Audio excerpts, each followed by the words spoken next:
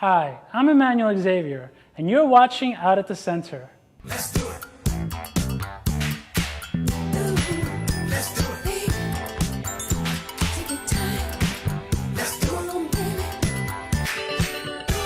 Let's do it. Let's do it. Let's do it. Do it right. Come on, baby. Let's do it. Let's do it. Last month, Center Kids, Center Families hosted their annual Men Having Babies program. A panel of fathers, gestational carriers, lawyers, doctors, and surrogacy providers presented information to wannabe parents with a special focus on how to reduce costs. You can listen to an audio podcast of the entire panel. Go to gaycenter.org/out for the link.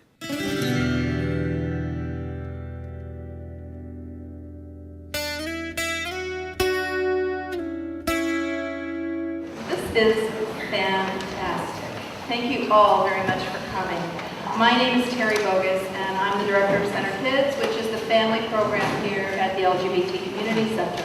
We're sort of late bloomers in New York with surrogacy.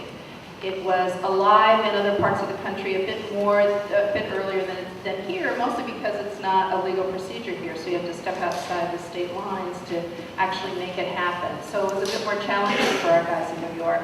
But luckily, you know, the expression, the mountain came to Mohammed. The surrogacy organizations that are so prominent elsewhere in the country have established footholds in New York and are coming here and making it easier for our guys to do this. There are a lot of pathways to this method of creating a family, and Jeff did not work through an agency. He did his surrogacy independently. So that's a whole different process and perspective, and we appreciate you being here to share it. Thanks, Jeff. We chose to work independently because of a number of reasons.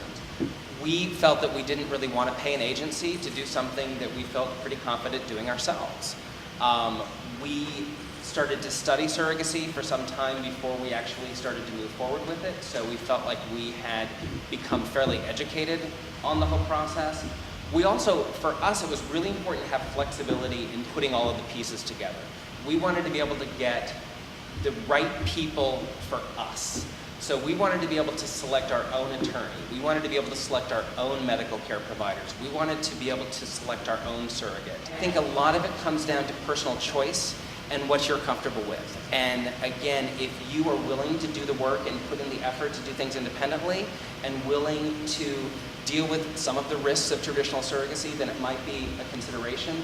I always find it distressing when I talk to gay men who are like, you know, I don't have $80,000 to $150,000. I'm never going to be able to have a baby. And my response is, it doesn't have to be that way. When all was said and done, the process to have our son cost about $35,000.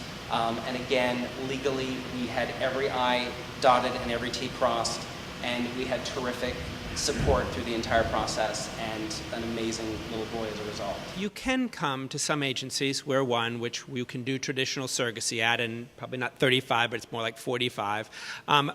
Or you can actually come to agencies like ourselves where if you find your own gestational carrier or traditional surrogate, I think Melissa will do this as well, we have a very small fee to help you through the process or to just do the legal work for you. I think our help you through the process is about $4,000. It sounds like Jeff really did it right, but it's a lot of work, and there's so many little ways it could have gone wrong. The best way to save money is really to do some of the pieces on your own. But if you really can afford all the costs involved in going to an agency or a full-service law firm, you will get all of those pieces put together for you and have a lot less to do on your own.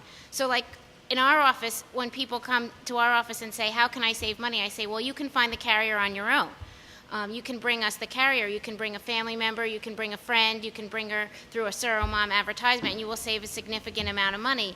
But sometimes that does bring more headaches. It means that you do have to spend the time responding to all those ads online, and you do have to vet out a lot of responses, which you won't necessarily, unless you educate yourself, have the knowledge to know that you may be wasting your time. For instance, most clinics won't accept somebody who's had a tattoo within the last 4 months due to FDA guidelines, and most of you won't know unless you're educated enough to ask somebody, have you had a tattoo or a body piercing within the last 4 months? But I always advise people, don't save costs on the screening, because the screening is not a place to skimp.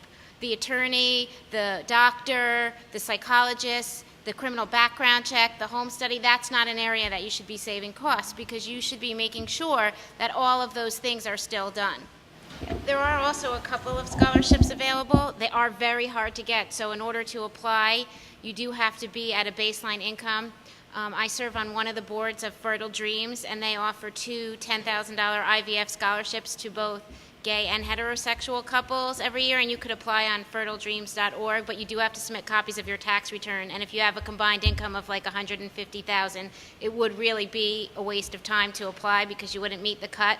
But then also INSID and a few other organizations do offer scholarships, but they are solely based on financial need. And also Fertile Hope offers scholarships, and that's for people who have been affected by cancer. I want to thank our panel. They were abundant and wonderful.